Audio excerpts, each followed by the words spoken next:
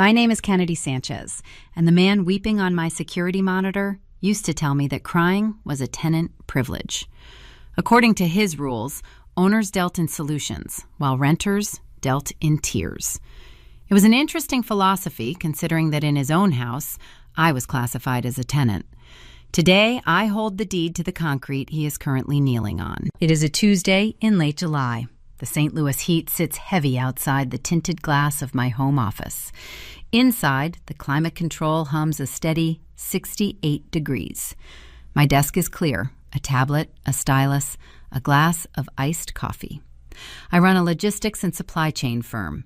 My days are built on schedules, routes, and predictable outcomes. The silence breaks with a sharp crackle of static from the estate intercom. Marco, my lead perimeter guard, speaks.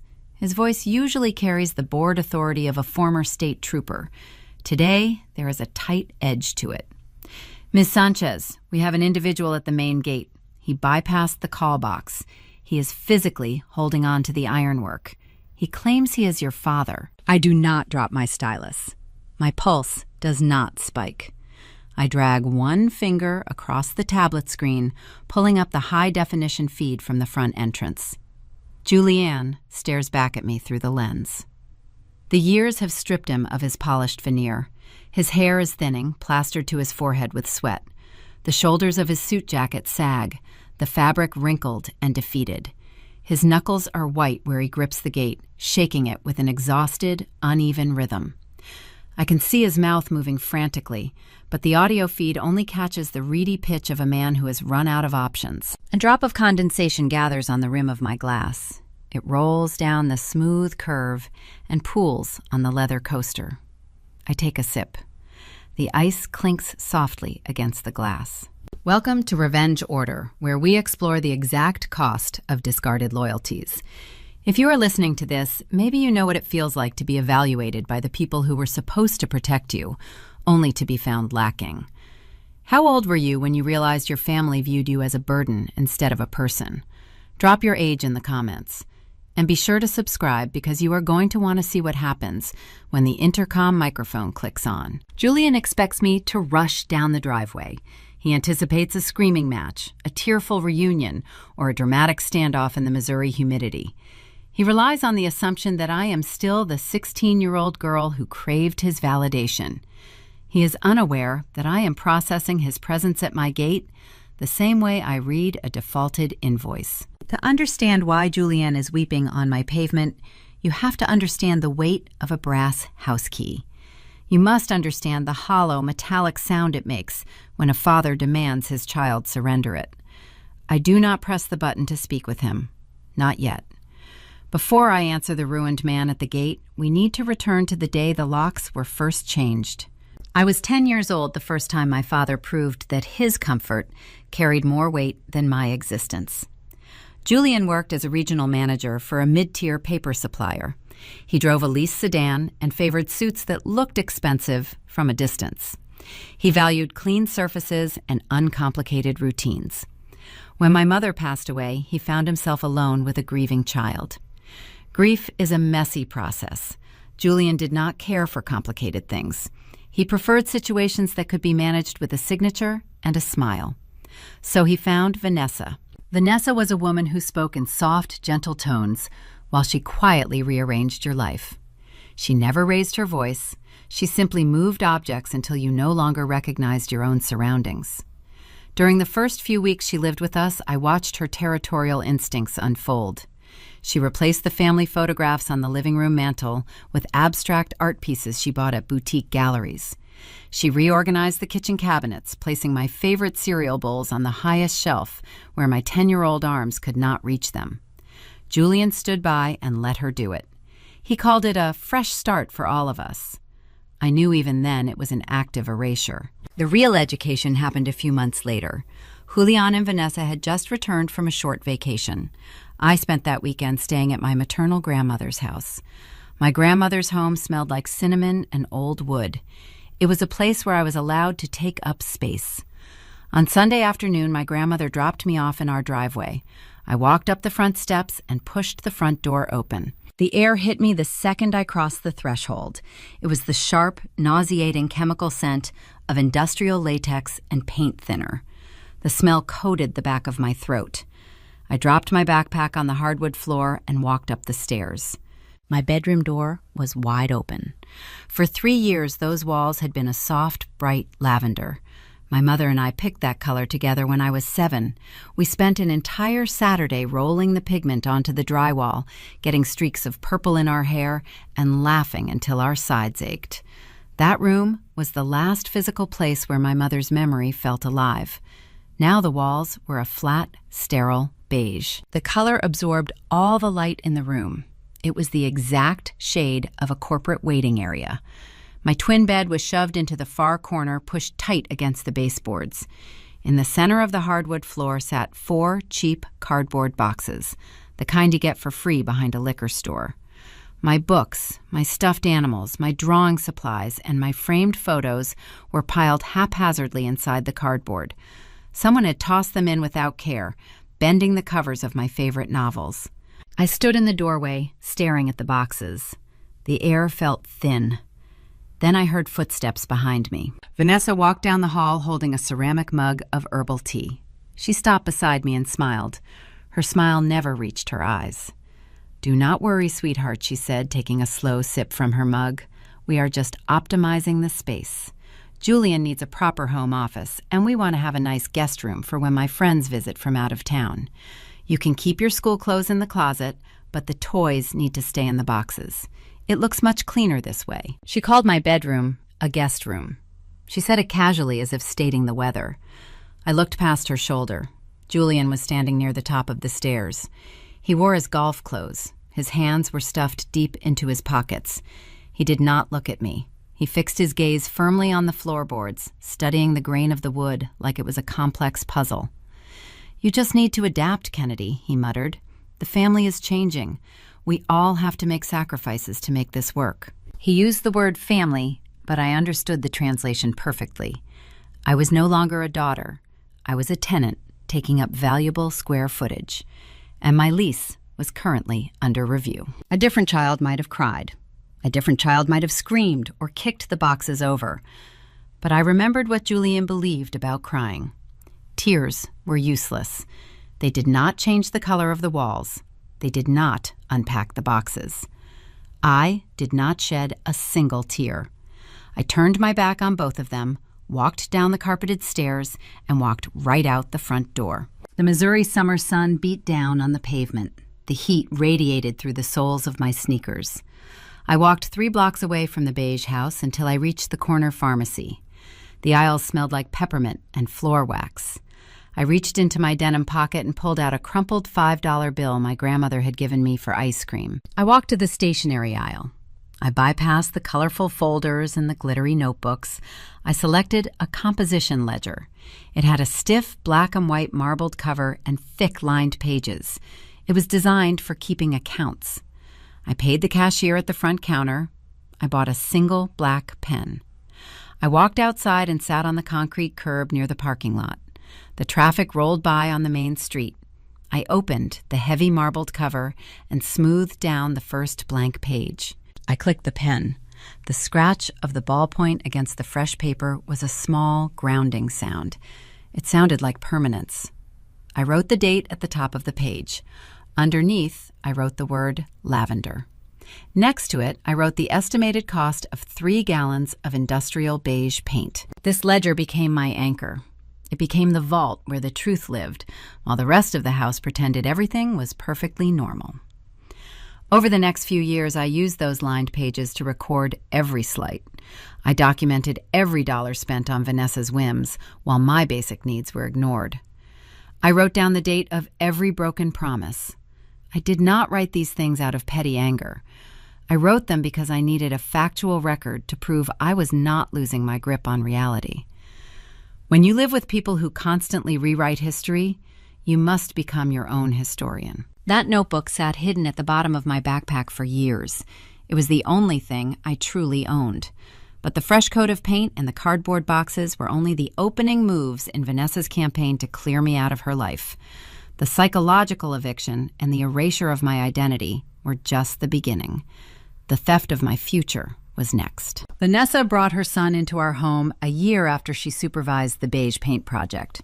Bryce was 2 years older than me and possessed a staggering level of unearned confidence. He walked through our hallways as if he held the original deed to the property.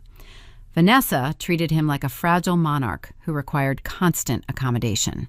I learned quickly that the rules in the house were divided into 2 distinct categories. One set governed my existence, and another governed his. If Bryce dropped a damp bath towel on the bathroom tiles, Vanessa would step over it gently and ask me to carry it to the laundry room. If he left half-eaten sandwiches on the sofa cushions, Julian would quietly gather the plates and wash them in the sink. Bryce was given the master guest suite down the hall. His walls were painted a deep navy blue, and his room featured a custom desk and an expensive gaming setup. My room remained a sterile beige storage space for cardboard boxes. I realized early on that my survival depended on becoming an undeniable asset. If they could ignore me socially, I had to build an academic resume they could not dismiss.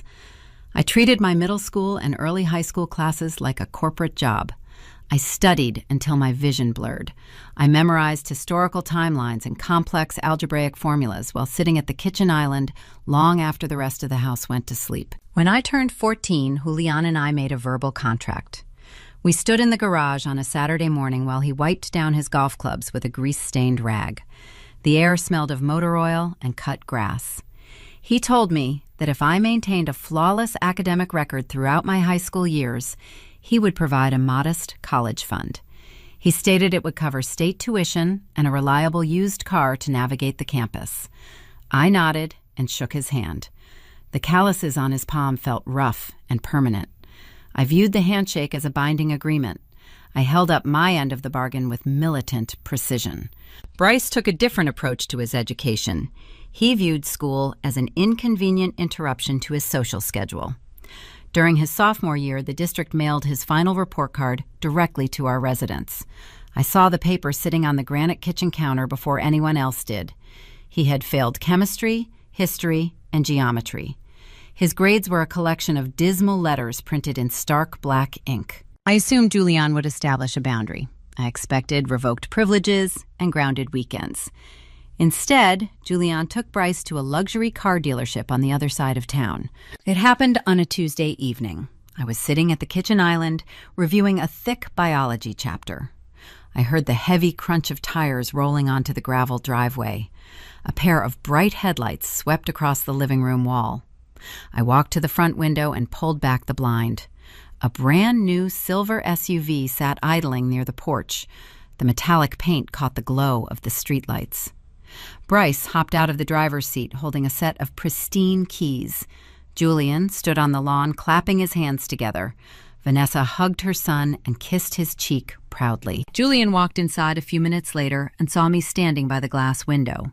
He cleared his throat and adjusted his shirt collar. He refused to hold my gaze. He told me Bryce was going through a difficult transition period at school. He claimed the boy needed a structural win to boost his self-esteem. A $60,000 vehicle was apparently the prescribed remedy for failing geometry. Bryce spent the next 2 hours standing in the front yard testing the remote locking system. I returned to my biology textbook.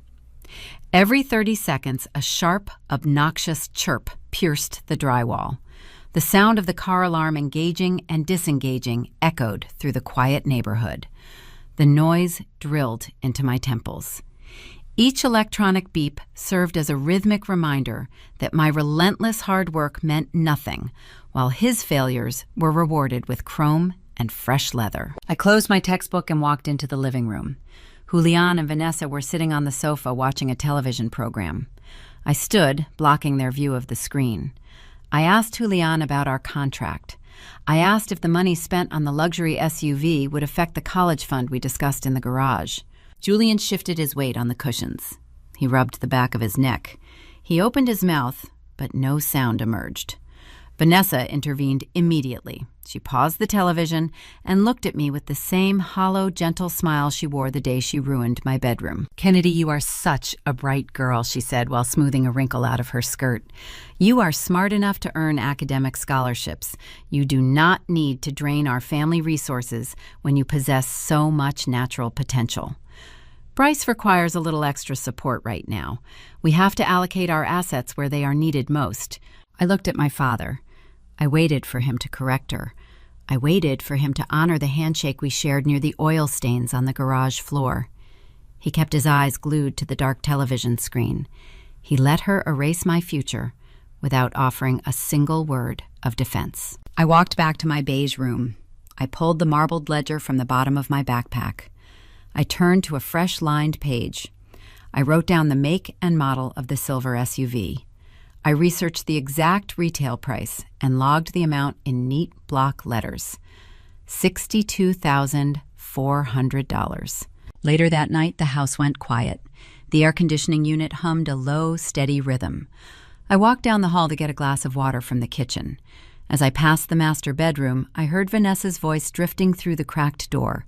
She was speaking on the telephone. Her tone was hushed and conspiratorial. "It was easier than I thought," she whispered into the receiver. Julian dragged his feet for a few days, but I convinced him to sign the papers last week.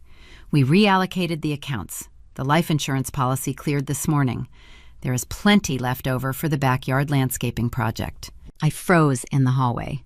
The hardwood floor felt like ice against my bare feet. The words life insurance hit my chest like a physical blow. My mother had a policy before she passed away. It was designated to be kept in a secure trust for my education. Vanessa did not just convince my father to buy her son a vehicle. She had convinced him to liquidate my dead mother's legacy to fund a luxury SUV and a backyard aesthetic. I walked back to my room without getting the water. I sat on the edge of my twin bed in the dark, listening to the hum of the air conditioner. I thought I could outwork their cruelty. I believed that perfect grades and silent obedience would eventually force my father to honor his word. I was wrong. You cannot negotiate with people who view your inheritance as a slush fund. The emotional exclusion had hardened into blatant financial warfare. But the battle over stolen money was merely a precursor. I had no idea that financial exclusion was about to turn into a physical eviction. My knowledge of the stolen life insurance policy changed the atmospheric pressure inside the house. I did not confront my father about the theft. Arguing with a coward only yields excuses, and I had no use for his justifications. Instead, I spent the next 2 years operating like a ghost in my own residence. I turned 16. I attended my high school classes. I worked a part-time job stocking shelves at a local hardware store, and I avoided the common areas. I minimized my footprint. I believed that if I remained invisible, they would have no ammunition to use against me. I failed to realize that when an antagonist wants you gone, your silence is just as offensive as your shouting. Vanessa did not need a legitimate reason to execute her final move. She only needed a fabricated inconvenience. The catalyst arrived on a sweltering Thursday evening in late August. I returned from a grueling shift at the hardware store. My muscles ached from lifting heavy inventory boxes. I walked into the kitchen to pour a glass of tap water. Bryce sat at the granite island eating takeout food and dropping greasy napkins onto the pristine counter. I did not greet him. I opened the cabinet, retrieved a glass, and shut the wooden door. It made a standard muted sound. Vanessa stepped out of the adjacent hallway. She wore a silk blouse and her signature gentle smile. She crossed her arms over her chest and sighed. Her voice carried the practiced disappointment of a disheartened therapist. "Kennedy, we cannot tolerate this hostile energy," she said. "You come into this house slamming doors and radiating anger. Your attitude is disrupting the family ecosystem.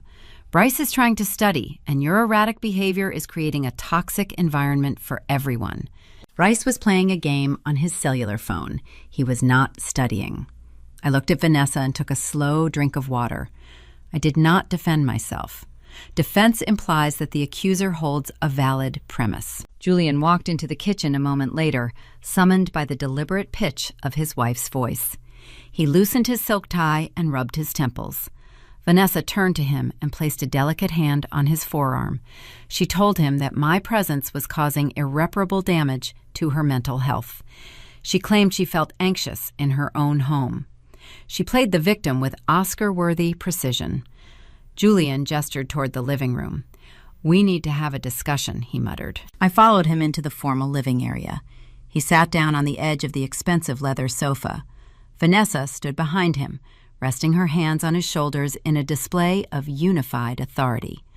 I remained standing near the center of the woven area rug.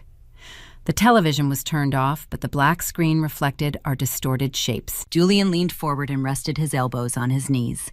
He studied the intricate pattern of the rug. For 3 full minutes, he refused to lift his chin. When he finally spoke, his voice lacked any trace of paternal authority. It was thin, weak, and rehearsed. "This arrangement is not working anymore," he began. "The friction in this house is reaching an unsustainable level. Vanessa and I have discussed the situation at length. We believe it is in everyone's best interest if you relocate. You are going to move in with your grandmother permanently." He did not ask if I was okay with the decision. He did not offer to help me transition. He delivered the verdict like a middle manager firing a seasonal employee. I stared at the top of his thinning hair. "Why?" I asked. A single word requiring a direct answer. Julian flinched. He finally raised his head, but his eyes darted toward the window, avoiding direct eye contact. "Because things have changed, Kennedy. The dynamic shifted a long time ago." He swallowed hard. "You just are not part of this family anymore." There it was, the honest truth, delivered after 6 years of beige paint and stolen funds. He had chosen the path of least resistance. He chose the comfort of his new wife over the shelter of his biological child. "I need your key," he said, extending an open palm toward me. A different 16-year-old might have dropped to the floor and begged for mercy. A different teenager might have screamed about the stolen life insurance, the luxury SUV, or the sheer injustice of being evicted from her childhood home. But I remembered the rules of his house. Tenants cry, owners deal in solutions. I was no longer a tenant. I reached up and grasped the lanyard hanging around my neck. Attached to the metal ring was a heavy brass house key. It was the original key Julian handed me when I was 7 years old, back when the walls were lavender and my mother was still alive. The brass felt warm against my fingertips. I slid the metal off the ring. I did not hand it to him. I extended my arm over the tempered glass coffee table positioned between us. I let the key slip from my grasp. It hit the glass with a sharp, metallic clink. The sound vibrated through the silent room. It was a crisp, undeniable note of finality. I turned my back on the man sitting on the sofa. I walked up the stairs to the beige room. I pulled 2 canvas duffel bags from the closet floor. I did not bother packing the cardboard boxes filled with my old childhood items. Those belonged to a girl who no longer existed. I packed my practical clothing, my school uniforms, my toiletries, and my heavy marbled ledger. I zipped the thick canvas shut. I slung the straps over my shoulders. The rough material dug into my collarbone. I walked down the staircase and through the front hallway. Neither Julian nor Vanessa stepped out to say goodbye. The house remained dead silent except for the low hum of the air conditioning unit. I opened the front door and stepped out onto the concrete porch. The humid Missouri night air wrapped around me instantly. The streetlights buzzed overhead, casting long yellow shadows across the manicured lawns. Before my sneakers even reached the bottom step, I heard the noise. It was the heavy, definitive thud of the deadbolt sliding into place. Julian had locked the door before I was safely off the property. I stood on the sidewalk, gripping the straps of my duffel bags. I was 16 years old. I had no safety net, no trust fund, and no home. I was effectively homeless, carrying nothing but the clothes on my back and a notebook full of debts. As I walked toward the bus stop at the edge of the subdivision, I made a quiet vow to the humid air. I would never allow another human being to hold the power of erasure over my life again. I would build a fortress so imposing that no one could ever lock me out. The question was not whether I would survive the night. The question was how a discarded teenager with 2 bags and a stolen future goes about building an empire from the concrete up. The transition into my grandmother's house was a quiet affair. She did not ask for the intricate details of my eviction. She simply pointed to the spare bedroom and handed me a clean towel. Her home offered immediate safety, but safety does not pay tuition or build fortresses. I needed capital. Society sells a comforting fiction to disadvantaged youth. They feed you a narrative involving firm handshakes, magical bank loans, and generous mentors who recognize your hidden potential. Reality operates on a much colder metric. Financial institutions do not issue lines of credit to 17-year-old girls carrying duffel bags. They issue loans to men in tailored suits who play golf on Tuesday afternoons. If I wanted to construct my leverage, I could not rely on the conventional systems that favored my father. I had to build it from the scrap heap. I secured employment at a commercial freight terminal located in a gray industrial park on the outskirts of St. Louis. I lied about my age on the application. The yard manager was a cynical veteran who only cared about moving pallets on schedule. He assigned me to the loading dock. The work was unglamorous and physically draining. I spent 12 hours a day hauling wooden skids, strapping down heavy cargo, and sweeping oil dry across endless expanses of cracked concrete. My body adapted to the punishment. The soft skin on my palms hardened into thick calluses. A permanent ring of black grease settled beneath my fingernails, resisting every harsh chemical soap I applied. My hair and clothes adopted the lingering, distinct odor of diesel fuel and exhaust fumes. I welcomed the grime. It was the scent of autonomy. During my second month, I noticed a derelict 18-wheeler sitting in the overgrown weeds at the back of the terminal lot. It was an old Peterbilt cab covered in a thick layer of rust. The engine was blown, the tires were rotted, and the interior smelled like damp mildew. The logistics company had written the machine off as a total loss. I looked at that decaying metal carcass and saw something else. I saw raw, undeniable weight. The truck was constructed of solid steel and heavy iron. It was the direct structural opposite of Vanessa's fragile, pristine aesthetic. You could not silence a machine like that. You could not erase it by painting the exterior beige. A commercial truck demands physical space. It shakes the pavement when the engine idles. It forces the world to acknowledge its presence. I approached the yard manager and proposed a transaction. I offered to work 30 additional hours every week off the official payroll. I volunteered to take the graveyard shifts, load the most hazardous freight, and perform routine mechanical maintenance on the active fleet. In exchange, I wanted the legal title to the abandoned Peterbilt and unrestricted access to the terminal salvage bins. He looked at me, chewed on the end of his cigarette, and handed me the keys to the boneyard. For the next 3 years, I operated on 4 hours of sleep a night. When my official dock shift ended, I walked to the back lot and became a mechanic. I read technical manuals under the harsh glare of a portable halogen work light. I learned how to rebuild a diesel transmission by trial and error. I bartered extra labor with the senior drivers in exchange for spare alternators, fuel injectors, and discarded tires. I bled over that engine block. I stripped the rust, sanded the chassis, and replaced the cracked hoses, one by one. I poured every ounce of my discarded childhood into the hollow cavity of that machine. I spent my 18th birthday lying on a piece of cardboard under the front axle, covered in a thick layer of motor oil. I was struggling to torque a suspension bolt when my cell phone vibrated in my front pocket. I pulled the device out, wiping a smudge of grease across the cracked screen. It was a text message from Julian. "Hope you're well." 3 letters. A lazy, cowardly digital check-in sent to fulfill some minimal quota of parental obligation. He did not ask where I was living. He did not ask how I was eating. He sent a platitude into the void, hoping it would clear his conscience. I stared at the glowing pixels. I did not type a response. I did not block his number.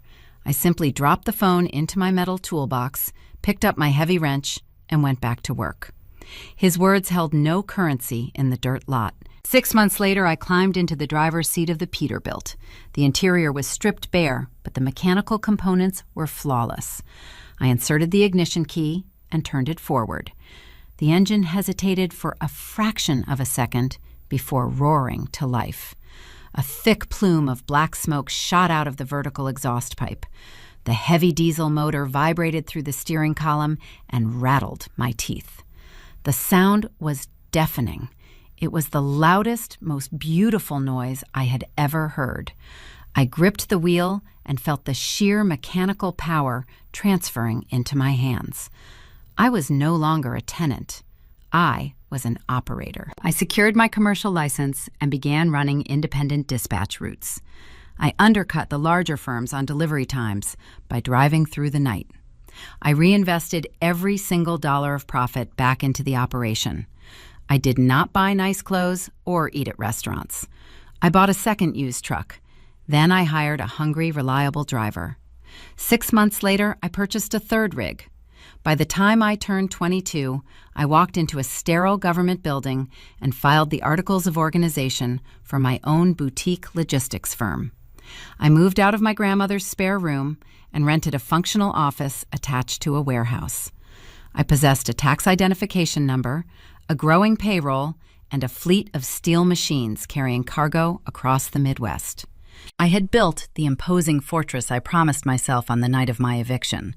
The business grew with a cold, calculated momentum. I controlled my environment, my income, and my future. My marbled ledger sat in the bottom drawer of my new desk, balancing the scales of my past. I thought I had successfully isolated myself from the people who threw me away. But the fundamental flaw of building a lucrative empire is that wealth casts a long shadow. My relentless grind had generated real capital, and capital makes a distinct noise. The financial ripples of my success began traveling beyond the industrial parks, reaching the quiet, manicured suburbs of St. Louis. I was about to learn a harsh lesson about visibility. When a discarded child suddenly strikes gold, the scavengers always smell the blood. Success breeds attention, and my growing net worth was drawing the vultures out of hiding. By my 24th birthday, the logistics firm had crossed the threshold from a scrappy startup into a formidable regional player. We were netting millions in annual revenue. My fleet of steel trucks multiplied, and I spent my days negotiating freight contracts with national retailers. My personal life remained sparse. I lived in a modern penthouse downtown, wore severe tailored clothing, and avoided social entanglements. I preferred the clean predictability of commercial contracts to the messy ambiguity of human relationships. The heavy cardstock envelope arrived at my corporate headquarters on a rainy Tuesday morning. My assistant placed it precisely in the center of my desk. The paper was thick, expensive, and embossed with elegant silver script. It was a formal invitation to Bryce's wedding. Bryce had managed to fail upward, failing out of a state university only to secure a junior executive position at his future father-in-law's real estate development firm. He was marrying a woman named Claire. Her family possessed old money, and old money requires a spectacle. The reception was scheduled at the Missouri Botanical Garden, featuring an open bar, a string quartet, and a curated guest list of St. Louis high society. I held the thick envelope in my hands. The edges felt sharp against my calluses. I had not spoken to Julian, Vanessa, or Bryce in 8 years. I knew precisely why the invitation found its way to my office. The logistics community is a small network, and rumors of my net worth had undoubtedly trickled through the country club gossip channels. They did not want their estranged daughter to attend the ceremony. They wanted the successful CEO to sit in the audience, proving to the wealthy in-laws that the Sanchez family harbored no dark, fractured secrets. I should have thrown the envelope into the shredder. A wiser woman would have sent a polite decline and returned to her spreadsheets. But the phantom echo of the 16-year-old girl standing on the dark sidewalk still lingered in my chest. I harbored a quiet, stubborn curiosity. I wanted to look my father in the eye, wearing a suit that cost more than his leased sedan. I wanted to see if they would finally acknowledge my value, now that my balance sheet demanded respect. I authorized a response confirming my attendance. I arrived at the reception venue wearing a slate gray tailored blazer and a vintage silk blouse. The fabric draped perfectly, projecting authority without attempting to scream for attention. I bypassed the valet, parked my own vehicle, and walked into the grand ballroom. The space smelled of imported orchids and expensive perfume. Crystal chandeliers cast a warm golden light over the silk table linens. Vanessa spotted me instantly. She wore an intricate navy blue gown that looked constricting. She detached herself from a group of wealthy socialites and rushed toward me. She extended both arms, aiming for a theatrical embrace. I stepped slightly to the left, turning the hug into a brief, sterile handshake. "Kennedy," she practically sang, her voice loud enough to carry across the room. "You look magnificent. We are so incredibly proud of you." She latched onto my elbow and physically steered me toward her cluster of friends. She did not ask how I was doing. She did not mention the 8 years of silence. She immediately began parading me like a prize show pony. She introduced me to women dripping in diamonds, casually mentioning my logistics firm and emphasizing my financial success. She framed my independence as a direct result of her rigorous, disciplined parenting style.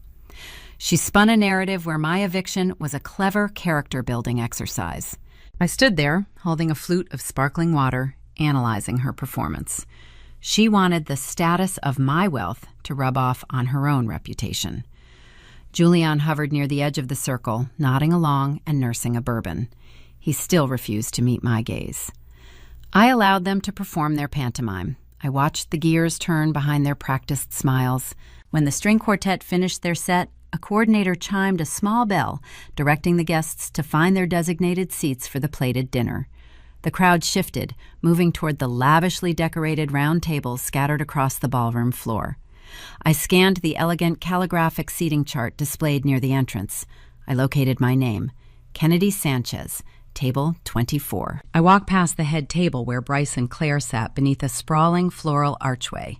I walked past the secondary tables reserved for the immediate family members and close friends. I kept walking toward the rear of the ballroom. Table 24 was not located on the main floor. It was situated in a narrow, dimly lit back hallway near the swinging double doors of the catering kitchen. The table was small, bare, and pushed uncomfortably close to a stack of extra serving trays. 4 of the chairs were standard banquet seating, occupied by the hired wedding photographers and a backup event coordinator.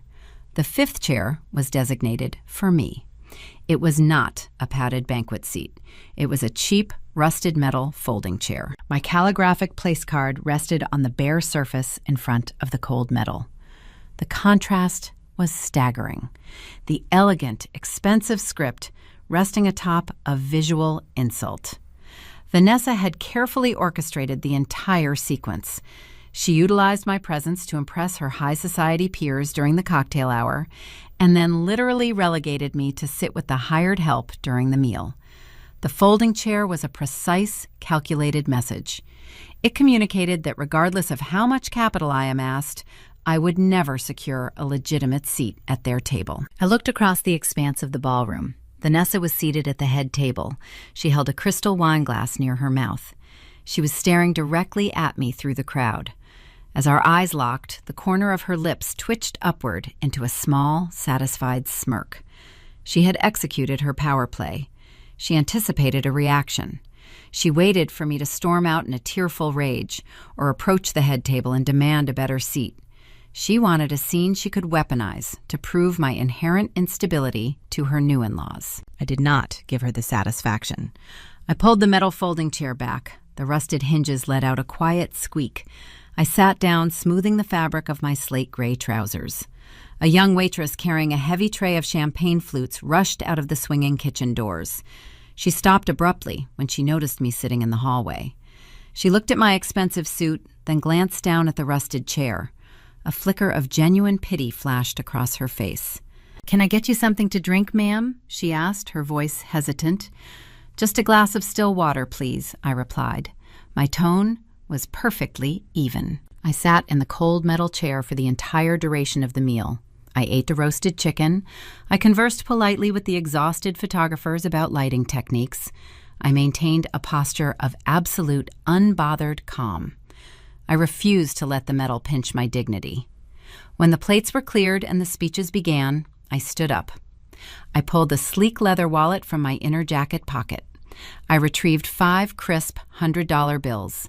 I slid the currency under my empty water glass, a silent tip for the waitstaff who had shown me more courtesy than my own blood relatives. I turned and walked back through the grand ballroom. I did not look at the head table. I did not glance at my father. I exited through the main doors, stepping out into the cool, rainy night. As I walked toward my vehicle, the final, lingering illusion shattered. I realized the fundamental flaw in my previous logic.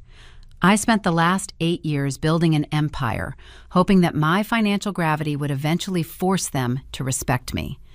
The folding chair proved that they would always view my wealth as a resource to exploit and my presence as a target to humiliate. You cannot purchase the respect of people who are committed to misunderstanding your worth. If I could not buy their respect, I needed a new strategy. I decided right there in the damp parking lot that I would no longer attempt to earn a seat at their table.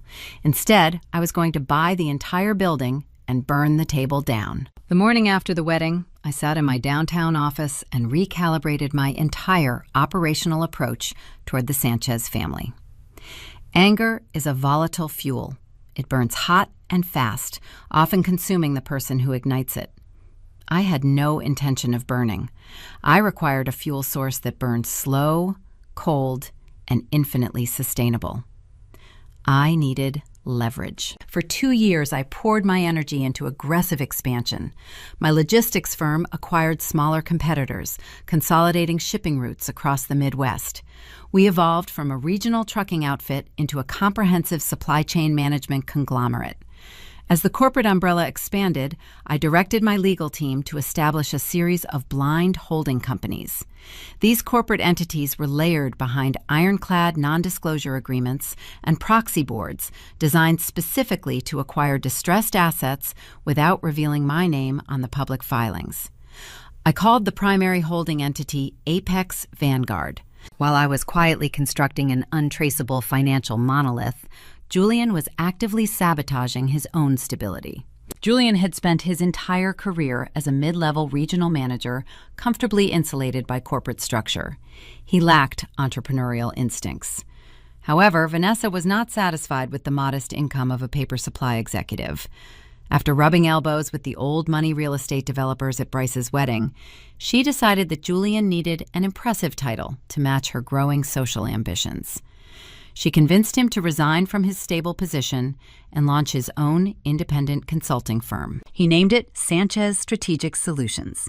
He leased a sprawling glass-walled office suite in a premium commercial district, hired an unnecessary fleet of junior analysts, and spent a small fortune on custom mahogany furniture. The overhead costs were staggering. The revenue was virtually non-existent. Julian possessed no unique industry insights. He was selling hot air, packaged in expensive binders. Within 18 months, the consulting firm began hemorrhaging cash at an alarming velocity. I monitored his financial descent through standard industry credit checks. It is remarkably easy to track a sinking ship when you know exactly which harbor to watch. Desperation forces arrogant men to make sloppy decisions. Traditional banks reviewed Julian's chaotic balance sheets and denied his requests for commercial credit lines. Facing imminent payroll defaults, Julian sought alternative funding. He pitched his bloated firm to various private equity groups and venture capital lenders. He needed a massive, high-risk cash injection to keep the mahogany doors open. He eventually submitted a loan application to a subsidiary lending arm of Apex Vanguard. Julian had no idea he was pitching his survival to his discarded daughter. He sat in a sleek conference room, pitching a team of my proxy executives, sweating through his custom suit, and begging for a $2 million lifeline. My executives reviewed his disastrous financials and correctly assessed that the loan was a toxic asset. They flagged the application for immediate rejection and forwarded the file to my desk for final procedural authorization. I sat in my office late on a Friday evening, reviewing the digital file on my tablet. The numbers told a brutal story. Julian was severely over-leveraged. He was using credit cards to pay vendors and draining his personal retirement accounts to cover the commercial lease. If I rejected the loan, the consulting firm would collapse within 30 days. He would face a standard, embarrassing bankruptcy. A standard bankruptcy felt entirely too swift. It lacked the necessary weight of accountability. I remembered the cold metal of the folding chair pushing against the back of my knees. I remembered the heavy thud of the deadbolt locking me out into the humid Missouri night. I thought about Vanessa parading me around the ballroom, attempting to steal the credit for a success she actively tried to sabotage. I opened the contact list on my secure phone and dialed the lead executive handling the Apex Vanguard portfolio. Approve the Sanchez Strategic Solutions application I instructed. The executive paused, caught off guard by the directive. Ms. Sanchez, the financials are a disaster, he warned, his voice echoing slightly over the speakerphone. The firm has zero liquid collateral. The default risk is sitting at 90%. It is a terrible investment. I am aware of the risk, I replied, keeping my tone perfectly flat. Approve the $2 million injection. Structure it as a high-yield mezzanine loan. Ensure the debt is cross-collateralized against all available personal assets, including residential real estate. Bury the default clauses deep in the fine print. I terminated the call. I pulled a thick, leather-bound portfolio from my desk drawer. It contained the final authorization paperwork for the debt transfer. I unscrewed the cap of my fountain pen. The polished nib hovered over the signature line. I pressed the metal to the paper. The smooth scratch of the ink flowing across the heavy stock sounded like a vault door clicking shut. With that single signature, I legally purchased my father's debt. I became his primary creditor. I held the strings to his professional survival, and he remained entirely oblivious to the identity of the puppet master. The dramatic irony of the situation played out spectacularly in the local social circles. A few weeks after the loan cleared, I received an update from a mutual business acquaintance who attended a charity luncheon with Vanessa. My acquaintance reported that Vanessa spent the entire afternoon bragging loudly to her wealthy friends. She boasted that Julian's brilliance had attracted a genius corporate backer. She claimed the massive influx of capital proved that Sanchez Strategic Solutions was poised to dominate the consulting industry. Her loud, oblivious laughter echoed in my memory. She was celebrating the tightening of a noose she did not even realize was wrapped around her neck. The trap of pure, emotionless paperwork was officially set. I did not need to confront them. I did not need to raise my voice. I only needed to wait for the mathematical certainty of their failure. The toxic debt was a ticking time bomb buried beneath their custom mahogany desks. I anticipated that Julian would burn through the $2 million in a matter of months. I expected him to fail quietly and then face the crushing realization of who held the foreclosure notices. I had planned for every logical financial outcome. I did not plan for the sheer audacity of a coward. Before the time bomb could detonate, Julian made a move that defied all rational boundaries.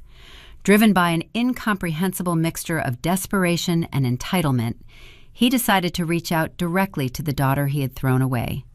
The trap was armed, but Julian was about to attempt a maneuver that would force me to accelerate the timeline of his destruction. 14 years is a substantial amount of time to live without hearing a specific voice. It is long enough for the neural pathways to overwrite old memories. It is long enough to build a corporate empire from a salvaged Peterbilt truck.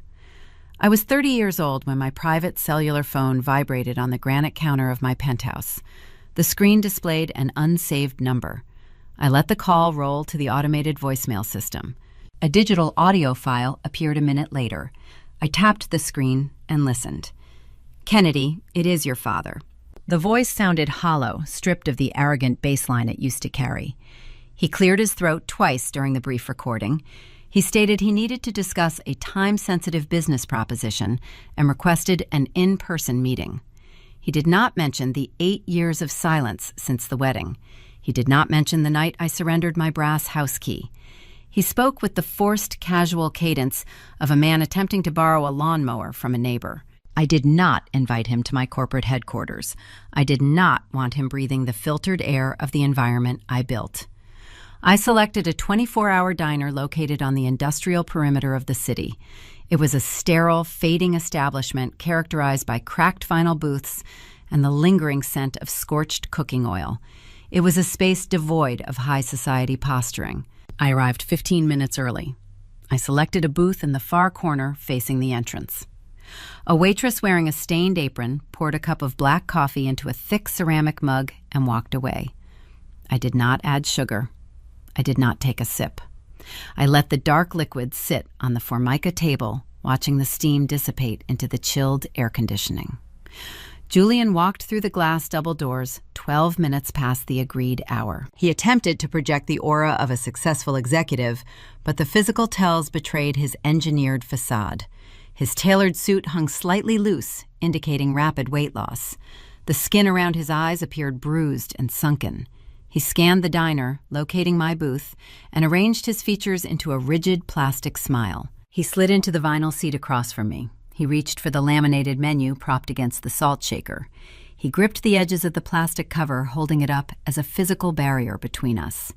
"It is good to see you, Kennedy," he said. His voice wavered. I watched his hands. A violent, continuous tremor shook his fingers. The greasy, laminated menu rattled against the Formica tabletop, vibrating like a tuning fork. He was terrified. He was a man drowning in a rising tide of toxic debt, attempting to negotiate with the only person who possessed a life raft. I offered zero validation.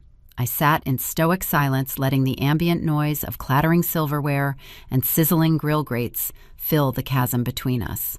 Julian lowered the menu. He abandoned the small talk, realizing I would not participate in the charade. He shifted his posture, leaning forward and lowering his voice to a conspiratorial whisper. "I am expanding Sanchez Strategic Solutions," he began, launching into a practiced pitch. "We secured a substantial round of venture funding last year, but our current growth trajectory requires a brief influx of liquid capital. We are experiencing a temporary cash flow bottleneck due to delayed client receivables." I stared at the cold black coffee in my ceramic mug. He was lying. The substantial round of venture funding was the $2 million toxic loan I had secretly authorized through Apex Vanguard. There were no delayed client receivables. There were no clients. "I am looking for a short-term bridge loan," Julian continued, his eyes darting toward the diner entrance before returning to my face. $200,000. I can offer a generous interest rate and full repayment within 90 days. I prefer to keep these opportunities inside our inner circle. Family helps family, Kennedy. It makes sense to share the wealth. The word family hung in the greasy air. He invoked the concept of family to extract $250,000 from the daughter he had legally evicted. The hypocrisy was a tangible object in the booth. A lesser strategist would have laughed in his face. A reactive person would have thrown the cold coffee across the Formica table and listed every stolen dollar in the marbled ledger. If I rejected him in that diner, Julian would panic. He would return to his mahogany office and file for corporate bankruptcy by the end of the week. The Apex Vanguard loan was secured against his house, but a premature bankruptcy would trigger a messy, prolonged legal battle with secondary creditors. I did not want a messy legal battle. I wanted him to dig a hole so deep the walls would cave in on him permanently. I needed him to feel invincible for just a little longer. I executed a calculated red herring. I leaned back against the cracked vinyl booth. I intertwined my fingers, resting my hands in my lap.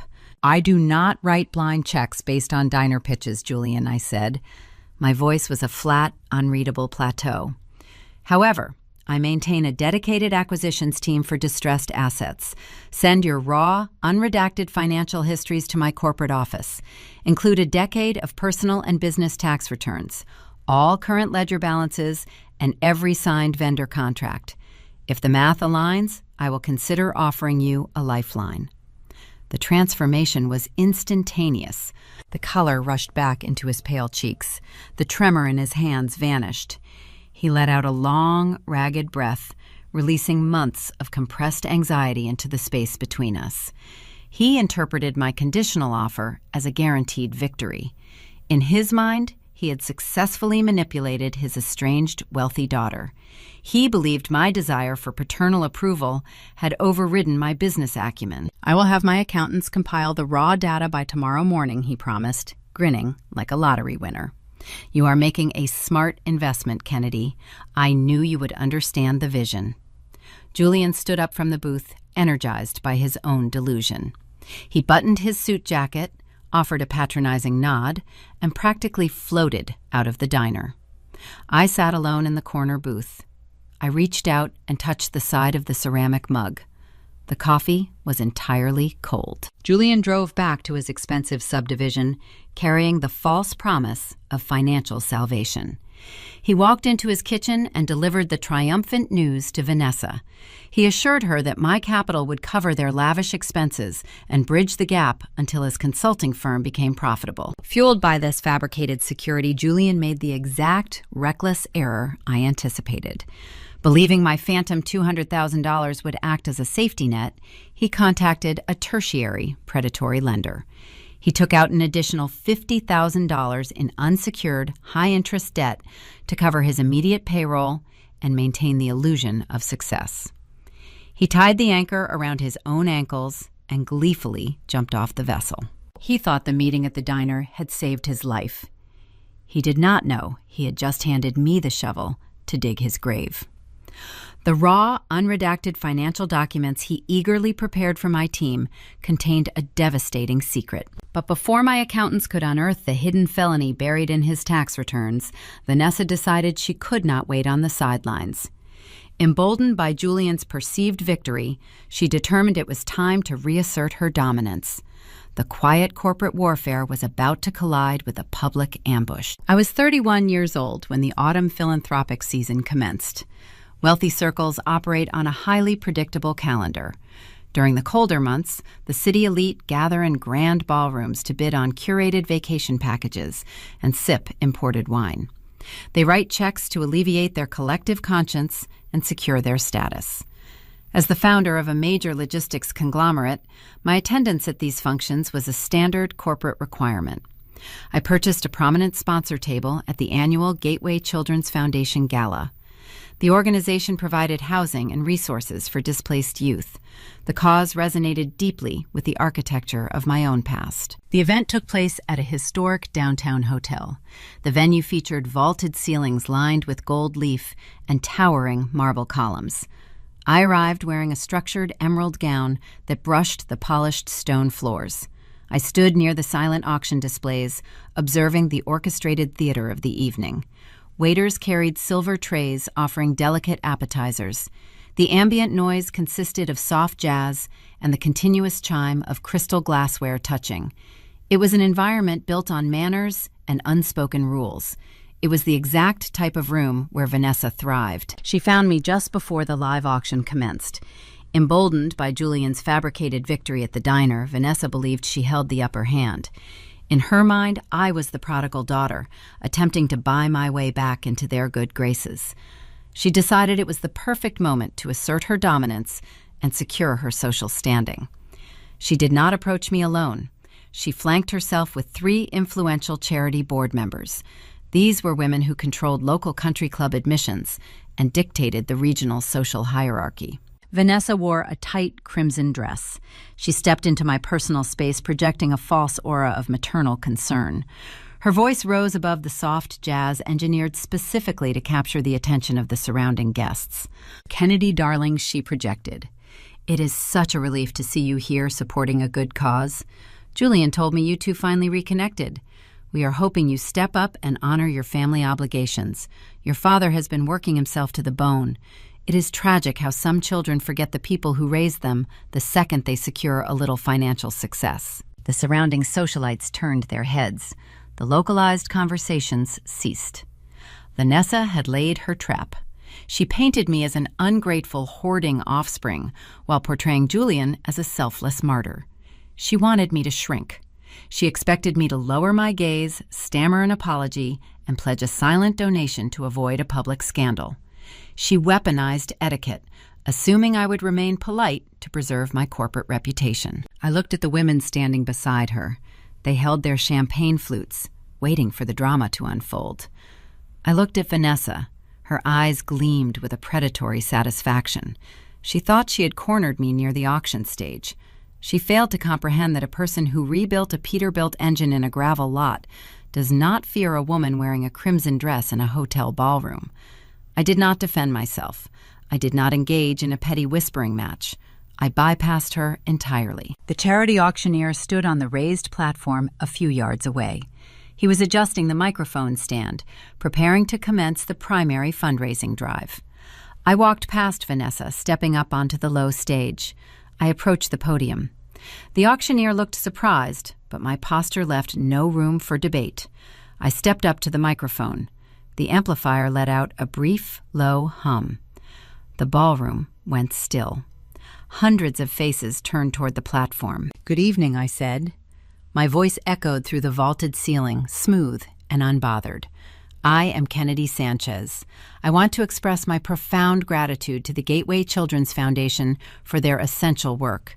This evening is dedicated to youth who find themselves without a safe harbor." I paused and directed my gaze toward the center of the room where Vanessa stood frozen.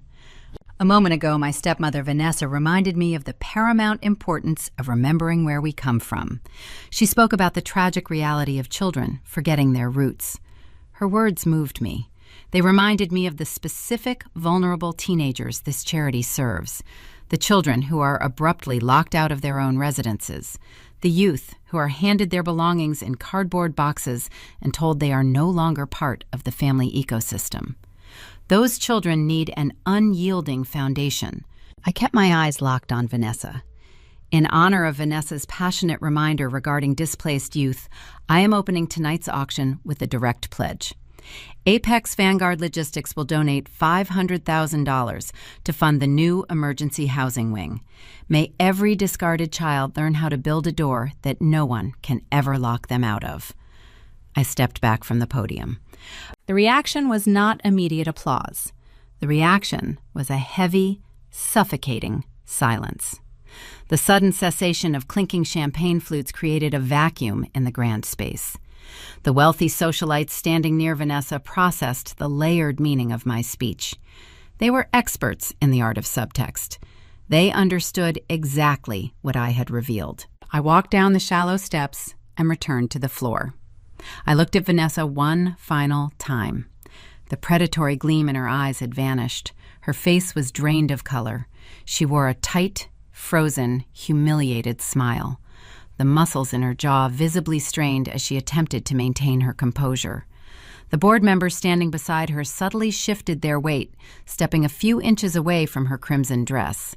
Social execution in high society does not occur with shouting. It occurs with a slight physical pivot. Vanessa was socially paralyzed, isolated on a crowded floor. I retrieved my evening clutch from my designated table. I did not stay for the plated dinner. I had delivered my contribution and neutralized the threat. I exited the historic hotel and stepped out into the crisp autumn air.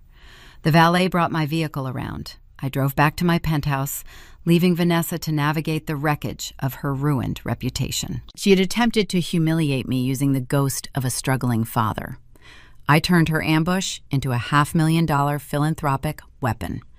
The social victory felt clean and definitive, but the public embarrassment was merely a precursor to the true reckoning. While I was standing under the crystal chandeliers dismantling Vanessa's status, my forensic accountants were sitting in a secure corporate office. They were dissecting the raw, unredacted financial histories Julian had so eagerly provided after our diner meeting. They were digging through a decade of his personal and business tax returns, looking for the basic leverage I needed to decline his loan request. They found the leverage. They found much more than a history of poor management and reckless spending. The financial records Julian handed over contained a hidden document that fundamentally altered the trajectory of my revenge. The social execution was complete, but the paperwork sitting on my mahogany desk held a secret that turned this situation from a bitter family feud into a federal crime. The morning after the charity gala, I arrived at my corporate headquarters before the sun crested the horizon. The social victory at the historic hotel felt clean, but social victories are temporary. They fade as quickly as the gossip cycle allows. I preferred victories constructed of paper and ink. Paper retains its memory. It holds individuals accountable long after the audience goes home. I walked into my private office and found Elias waiting near my desk. Elias served as the lead director of my forensic accounting division. He was a man who communicated entirely in spreadsheets and legal addendums. He possessed no knowledge of my personal history with the Sanchez family. He only knew that I ordered a comprehensive audit of a struggling consulting firm looking for a reason to deny a bridge loan. Elias placed a thick manila folder on the center of my desk. He did not offer a standard morning greeting. He tapped the top of the cardboard cover with his index finger. "You asked us to review the unredacted financial histories provided by the applicant," Elias said, his voice dry and clinical. "The corporate ledgers are predictably disastrous. The applicant is severely overleveraged and utilizes questionable accounting practices to hide his operating losses. However, we dug into the historical tax returns he submitted as part of the decade-long disclosure requirement. We found a structural anomaly." I sat down in my leather chair. "What kind of anomaly?" I asked. Elias opened the folder and extracted a single sheet of paper. It was a scanned copy of a tax document dated 17 years ago. I recognized the date immediately. It was the year I turned 15. It was the year Bryce failed geometry and miraculously received a silver luxury vehicle. "This is a minor consent waiver," Elias explained, sliding the document across the polished wood. "According to the federal tax filings, the applicant liquidated a secure trust account during that fiscal year. Based on the routing numbers, the trust originated as a maternal life insurance policy." I stared at the black and white scan. The air in the room grew thin. Because the trust named a minor as the primary beneficiary, early liquidation required two distinct authorizations. Elias continued. The legal guardian had to sign the primary release. We verified Julian Sanchez provided that signature. But the structure of this specific trust also mandated a notarized consent waiver from the minor beneficiary, acknowledging the transfer of funds. Elias pointed to the bottom right corner of the page. "There is a signature on the beneficiary line," Elias said. "Our software flagged it during the automated cross-referencing process. We compared this signature to the modern employment and banking records we hold on file for you, Ms. Sanchez. The biometric pacing and the slant angles do not match your established handwriting profile." Elias stepped back from the desk, allowing me to process the information. He maintained a respectful, professional distance. He knew he had uncovered something volatile, but he lacked the context to understand the sheer depth of the betrayal. "Thank you, Elias," I said, keeping my tone even. "Leave the file on my desk. I will handle this internal matter personally." He nodded once and exited the office, closing the heavy glass door behind him. I sat alone in the quiet room. I looked down at the scanned document. The bureaucratic layout featured standard government typography and numbered boxes. I focused my attention on the signature line at the bottom of the page. Kennedy Sanchez. The name was written in cursive.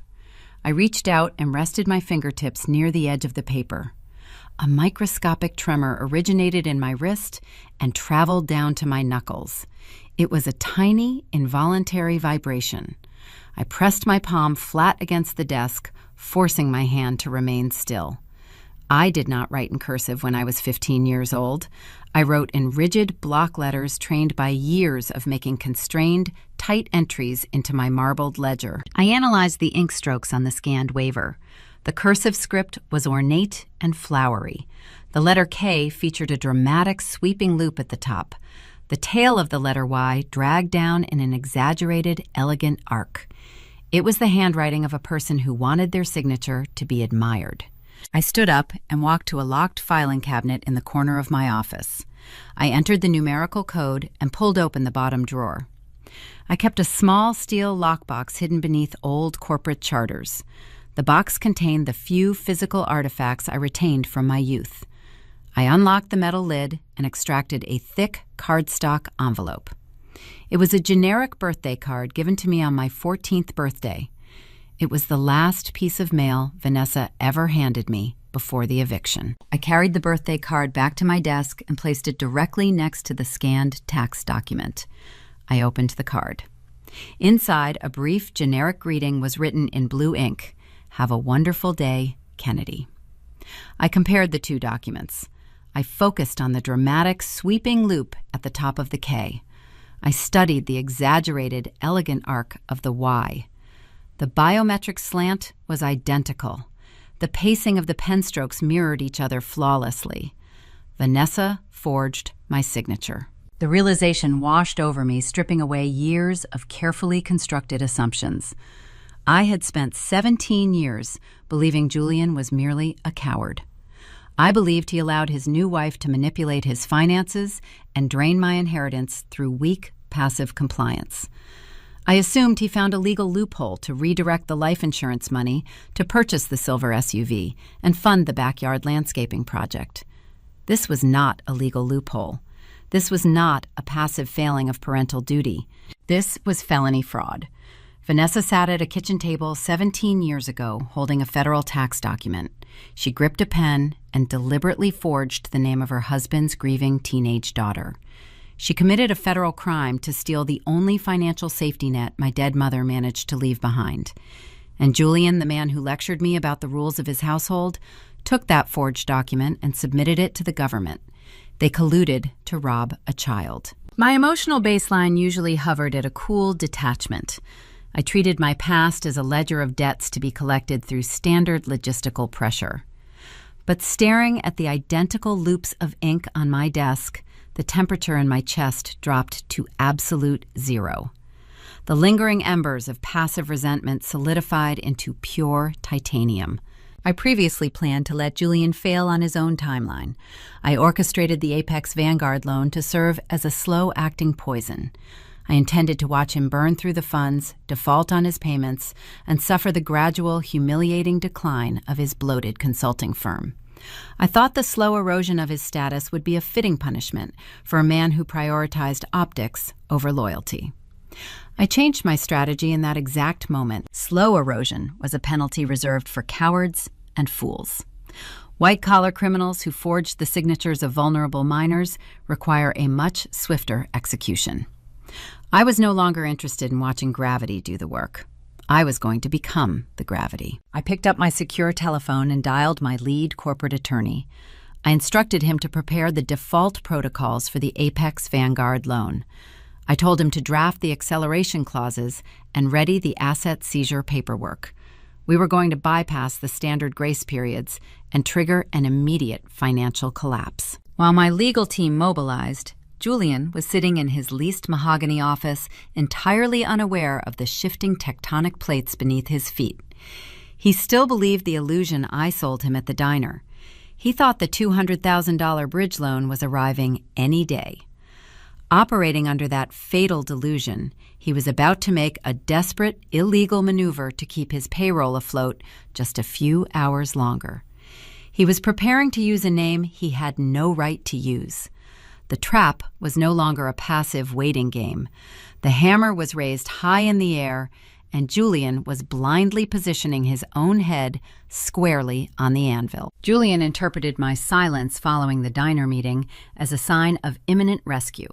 He believed the raw financial data he provided would validate his grand vision and secure the $200,000 bridge loan. He failed to comprehend that a thorough audit takes time, and in the corporate sector, time is a luxury reserved for those who hold the leverage. While my forensic accountants uncovered the forged life insurance waiver, Julian's immediate cash flow crisis reached a critical threshold. The walls of Sanchez Strategic Solutions were buckling. The $50,000 unsecured debt he acquired from the predatory lender vanished within weeks, consumed by backdated payroll and overdue commercial lease payments. He needed another immediate injection of liquid capital to maintain the illusion of success. Driven by the frantic energy of a cornered animal, Julian executed a maneuver that transitioned his desperation into outright criminality. He approached a regional commercial bank to apply for a substantial operating line of credit.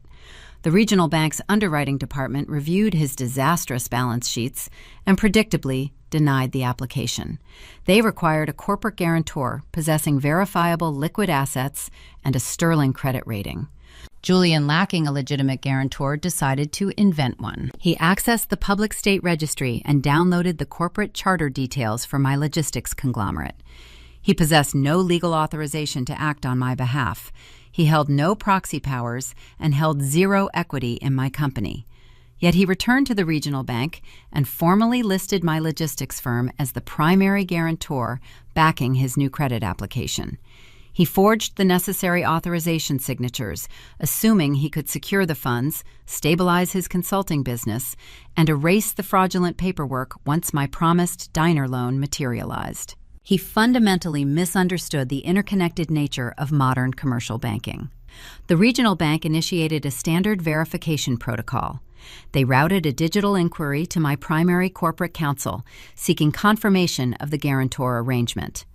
The notification flagged in my legal department system at 9 o'clock on a Tuesday morning. My lead attorney immediately recognized the unauthorized use of our corporate identity and brought the alert directly to my desk. I reviewed the fraudulent application. Julian had weaponized my name to steal money, exactly as he and Vanessa had weaponized my name to steal my maternal inheritance 17 years prior. The pattern of behavior remained unbroken. They viewed my identity solely as an asset to be exploited when convenient. The discovery of this second forgery eliminated any lingering necessity for patience. The slow-acting poison of the Apex Vanguard loan was no longer required. Julian provided the exact legal justification I needed to detonate the entire structure. I authorized my legal team to execute a catastrophic financial strike. We issued an immediate cease and desist order to the regional bank blocking the fraudulent credit line and notifying their fraud department of the unauthorized guarantor claim. Simultaneously, I directed my attorneys representing Apex Vanguard to accelerate the massive $2 million mezzanine loan. Because Julian attempted to secure secondary financing using fraudulent collateral, he violated the strict covenant clauses buried deep in our original lending agreement. The violation triggered an immediate hard default. We demanded full repayment of the $2 million principal plus accumulated interest within 48 hours. Julian possessed no liquid assets to cover a fraction of that demand. When the 48-hour window expired, Apex Vanguard initiated hostile asset seizure protocols. The corporate mediator scheduled a mandatory arbitration hearing for Thursday afternoon. The proceeding took place in a neutral, sterile boardroom located in a downtown high-rise. Julian arrived expecting to negotiate a payment plan with a faceless syndicate of private equity managers. He anticipated a room full of unsympathetic men wearing expensive suits who might be swayed by a passionate plea for corporate leniency. He walked into the boardroom and found a single individual seated at the long mahogany table. It was Arthur, my lead corporate litigator. Arthur was a man who possessed the emotional warmth of a glacier. He did not engage in small talk. He did not offer Julian a cup of coffee. Julian took a seat on the opposite side of the table. He loosened his silk tie, attempting to project an aura of weary confidence. He opened his leather briefcase, ready to present a fabricated projection of future earnings. "We are not here to negotiate a restructuring plan," Mr. Sanchez Arthur stated, his voice cutting through the ambient hum of the air conditioning. Apex Vanguard is executing its right to immediately liquidate Sanchez Strategic Solutions and seize all cross-collateralized assets to satisfy the defaulted debt. Julian's manufactured confidence evaporated. A distinct layer of sweat beaded across his forehead, catching the harsh glare of the fluorescent overhead lighting. He gripped the edge of the mahogany table, his knuckles turning white. "You cannot do this," he stammered, his voice rising in panic. "We need a grace period. Let me speak to the managing director of your fund. I know I can convince the board to extend the timeline." Arthur did not respond to the desperate plea. He reached into his leather portfolio and extracted a thick stack of legal documents printed on crisp, heavy stock paper.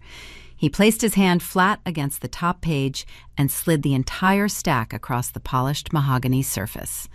The thick paper made a dry, whispering sound as it traveled across the table, coming to rest directly in front of Julian. "The managing director is unavailable for a meeting," Arthur replied smoothly. "However, she authorized me to provide you with the finalized default notices." Julian looked down at the paperwork. He read the bold black text printed across the top of the primary document: Notice of Default and Asset Seizure. He scanned the legal jargon, his eyes darting across the paragraphs until he reached the final signature block at the bottom of the page.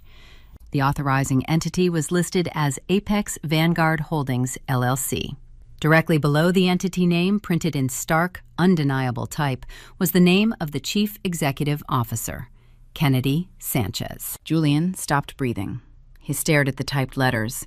His mind struggled to process the impossible geometry of the trap he had walked into.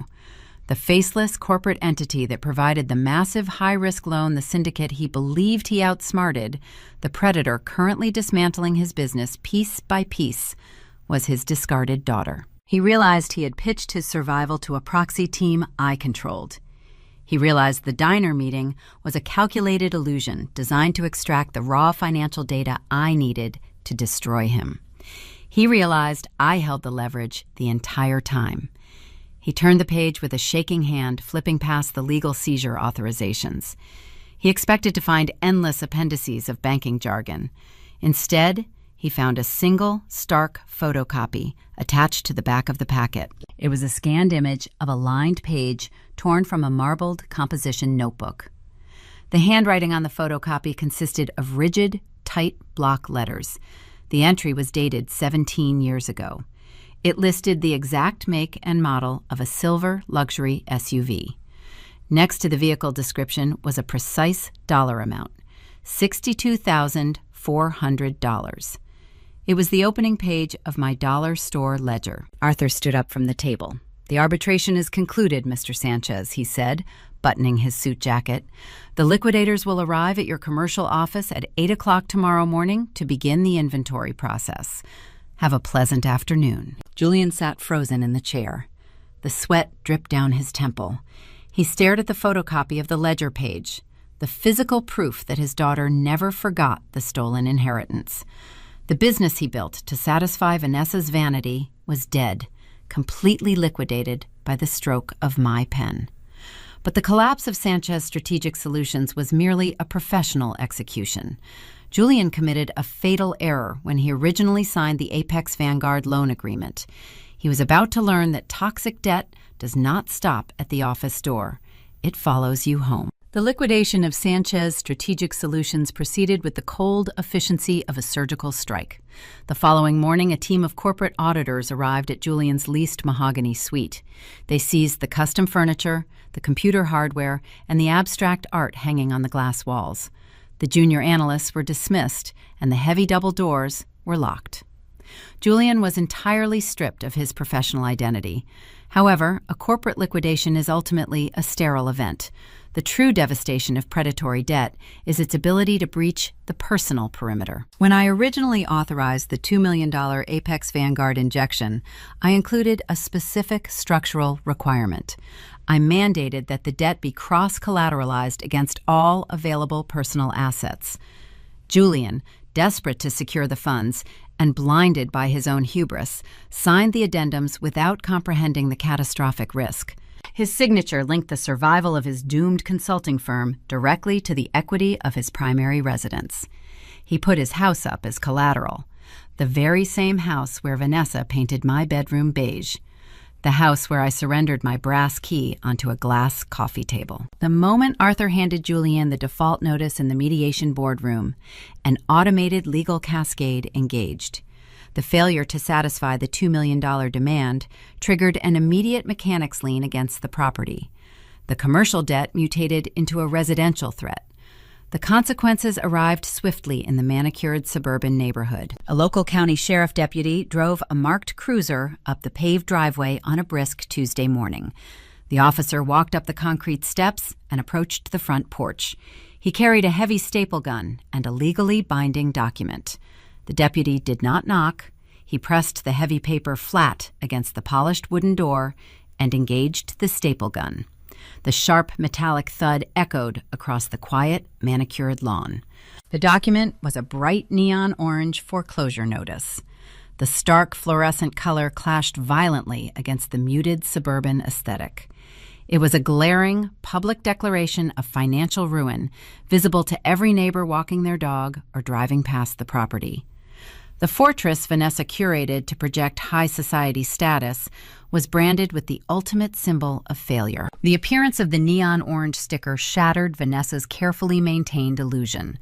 The social paralysis she experienced at the charity gala transitioned into full-blown panic. The reality of impending homelessness bypassed her vanity and struck directly at her survival instincts.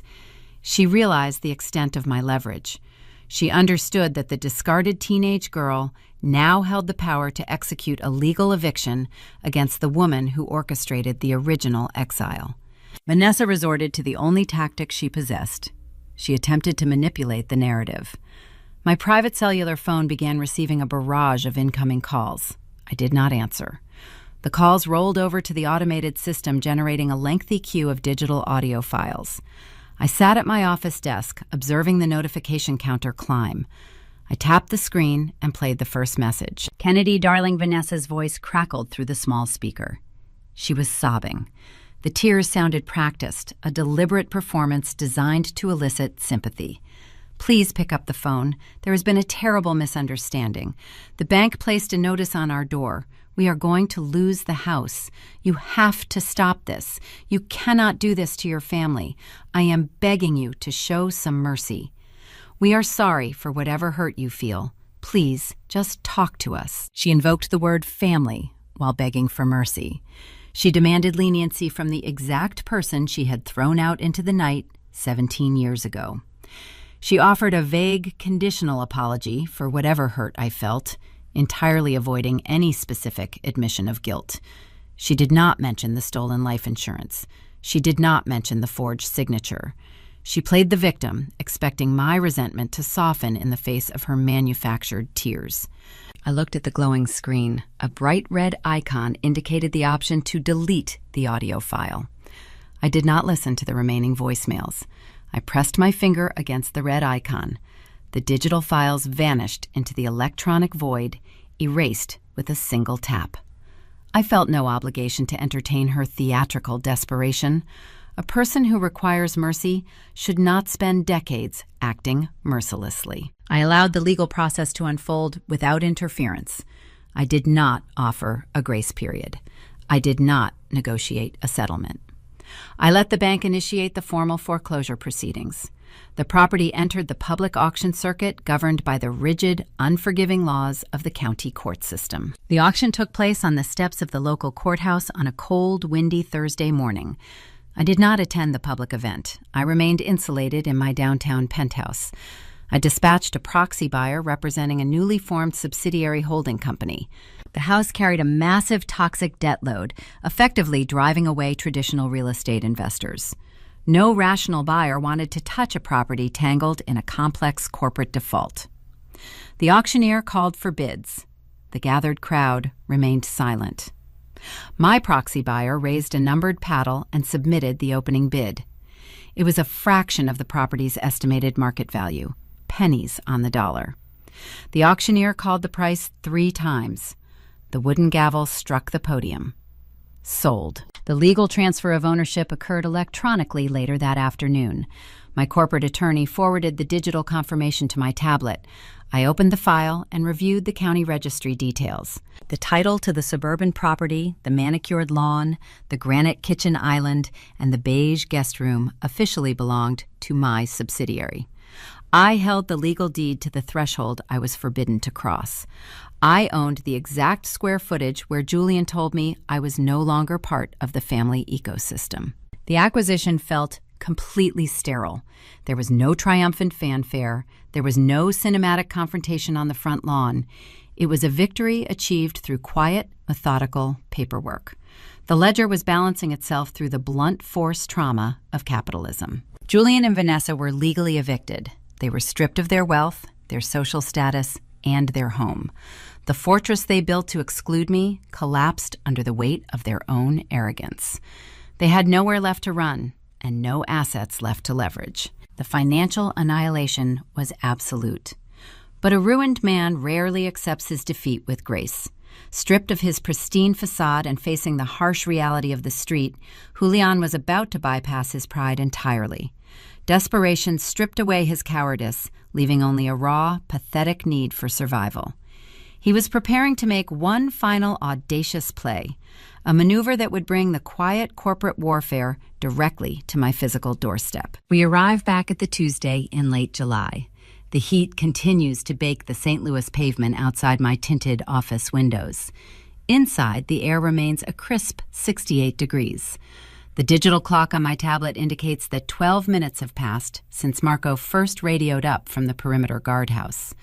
12 minutes of watching a broken man shake the wrought iron bars of my secure estate.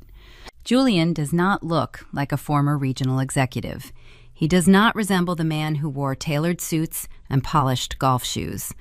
The foreclosure process strips away the superficial layers of a person's identity, leaving only the raw, desperate core. His gray hair is plastered to his scalp. His expensive jacket is ruined, stained with sweat and dirt from leaning against the stone pillar of the call box. I drag my finger across the tablet, adjusting the high-definition camera angle. The lens zooms in on his face. The audio feed hisses, translating his frantic energy into localized sound. He is no longer yelling at Marco. He has realized the guard is an immovable object, a professional trained to ignore emotional outbursts. Julian shifts his focus directly to the small black dome of the security camera mounted above the keypad. He knows I am watching. He relies on the biological tether, the assumption that a daughter cannot bear to witness her father suffer. Kennedy, he begs the microphone, distorting the high, reedy pitch of his voice. Please answer me. I know you are in there. You have to let me inside. He grips the iron bars. His knuckles are stark white bone, pressing against taut skin. He shakes the gate again, a weak, rhythmic rattle that barely registers against the heavy steel mechanisms. Vanessa left me, he cries out the words, tumbling over each other. She packed her bags the day the sheriff finalized the eviction. She went to stay with Bryce's new in-laws. She abandoned me the second the bank accounts hit zero. I have nothing left, Kennedy. The firm is gone. The house is gone. My credit is destroyed. I slept in a motel last night and my card declined this morning. The revelation does not surprise me. Loyalty purchased with stolen funds evaporates the moment the treasury runs dry. Vanessa was a creature of comfort and status. A foreclosed husband possessed no utility for a woman who viewed family members as social props. Julian was experiencing the exact isolation he inflicted upon me 17 years ago. He was discovering the bitter reality of being discarded when you are no longer considered an asset to the family ecosystem. Please, Kennedy, he sobs, his chest heaving with exertion. I am not asking for a loan. I am not asking for money. I just need a place to stay, just for a few weeks until I can figure things out. I will sleep on the couch. I will sleep in the guest room. Just the guest room, Kennedy. I am your father. The phrase hangs in the humid air, traveling through the fiber optic cables and echoing into my silent office. Just the guest room. The audacity of the request is staggering. He stands at the perimeter of an empire built from salvaged truck parts, demanding access to a guest room. He invokes his biological title, father, as if it operates as a universal skeleton key capable of unlocking any door. He expects me to absorb his failure to provide the safety net he actively dismantled when I was a teenager. A different woman might have felt a twinge of guilt. A different executive might have instructed the guard to open the gate, allowing the broken man to shuffle up the driveway and collapse on the marble foyer. Society conditions us to forgive the sins of our parents, to offer grace in the face of their ultimate ruin. Society demands a cinematic reconciliation where the victim embraces the abuser and the ledger is wiped clean through the magic of unconditional love. I do not operate on the logic of cinematic reconciliations. I operate on the logic of contracts and consequences. I reach out and press my index finger against the digital intercom button displayed on the tablet screen. The small green icon illuminates, indicating the two-way audio channel is live. My voice travels through the estate wiring, projecting out of the external speakers mounted on the stone pillars.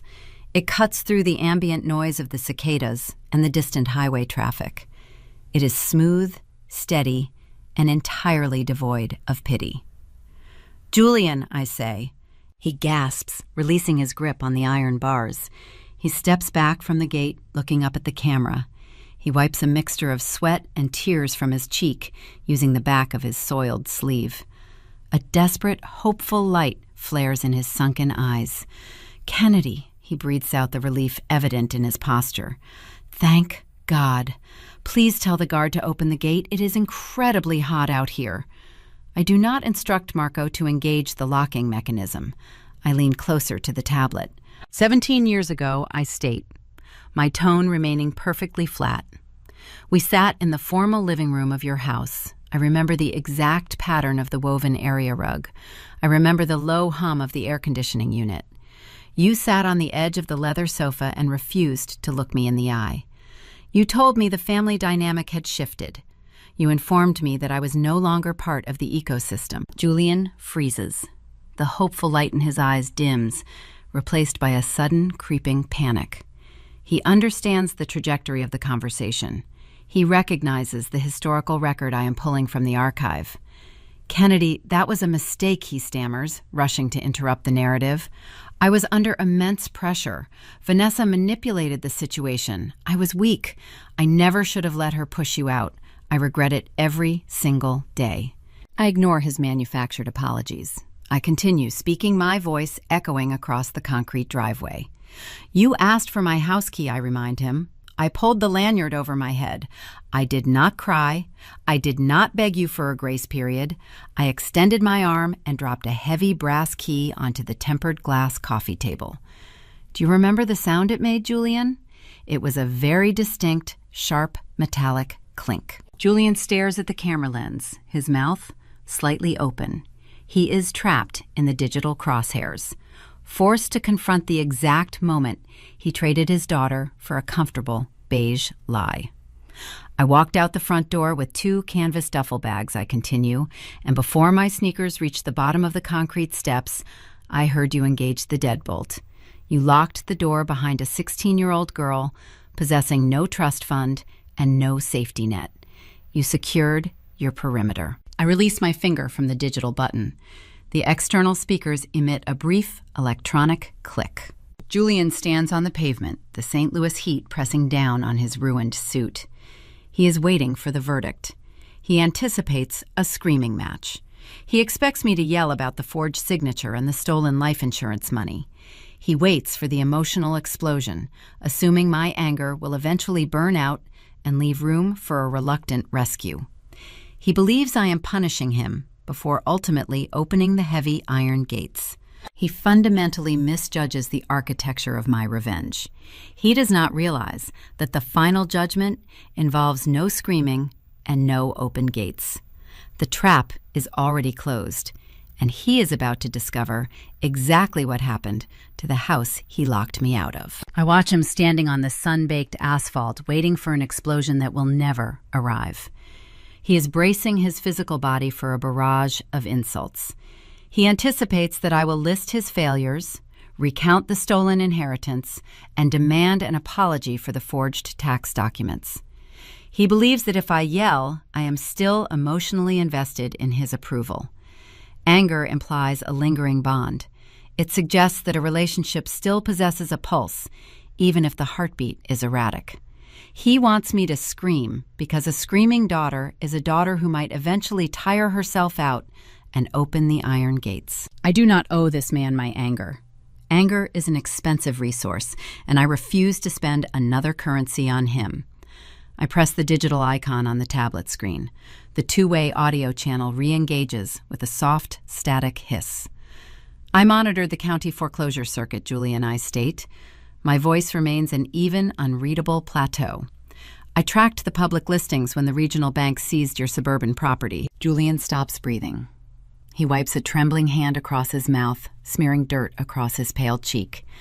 The frantic energy drains from his posture, replaced by a sudden electric surge of hope.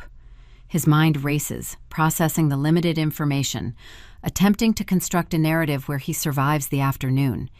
He looks up at the camera lens. The desperate light in his sunken eyes flares into a blinding delusion. "You bought it," he whispers, his voice cracking under the weight of his profound relief. "Kennedy, you stepped in and saved the house." He assumes my wealth functions as a default safety net for his catastrophic mismanagement. He believes the biological tie overrides the eviction. In his mind, I am the wealthy prodigal daughter swooping in at the 11th hour to rescue the family legacy. He envisions me handing him a fresh set of keys, allowing him to return to his pristine kitchen and his manicured lawn. He imagines the slate is wiped clean through the sheer purchasing power of my corporate empire. I allow him to hold on to that fabricated salvation for 10 uninterrupted seconds. I watch the tension leave his shoulders. I watch him exhale a long, ragged breath. I give him 10 seconds to feel the intoxicating warmth of a rescue before I plunge him into the ice.